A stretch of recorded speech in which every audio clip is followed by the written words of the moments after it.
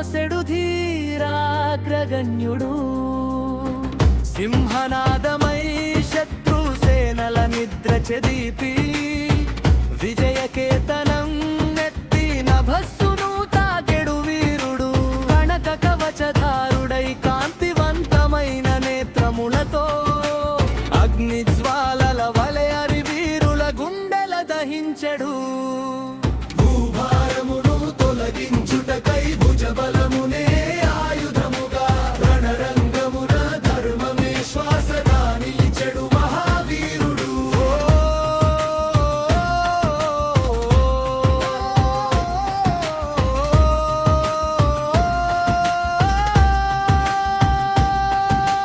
విపత్తుల వేళ జనహితమే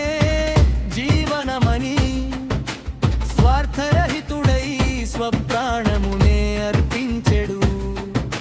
శాంతి కాలమున సౌమ్యుడై సమరక్షణలో ఉగ్రుడై కాలచక్రానికే మార్గదర్శకుడై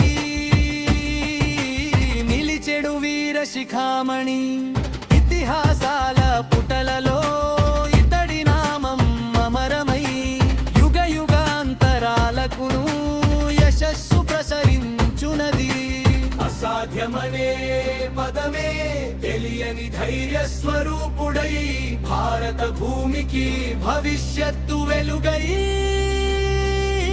నిలిచెడు వీరుడు భూభారమును తొలగించుటకై భుజబలమునే ఆయుధముగా రణరంగమున ధర్మమే శ్వాసగా నిలిచెడు మహావీరుడు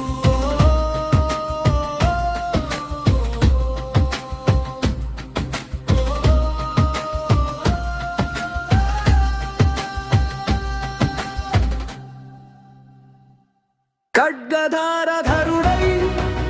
కరుణాహృదయుడై ధర్మధ్వజం మోసెడు ధీరాగ్రగణ్యుడు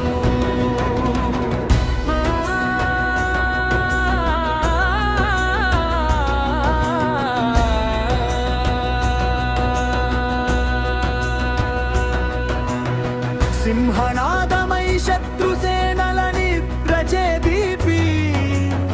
విజయకేతనం నెత్తిన బస్సును తాకెడు వీరుడు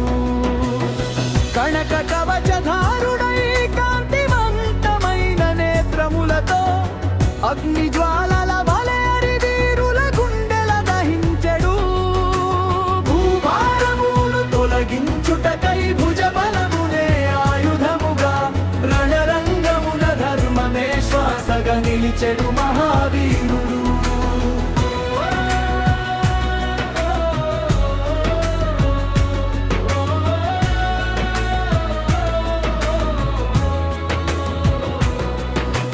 విపత్తుల వేళ జనహితమే జీవనమని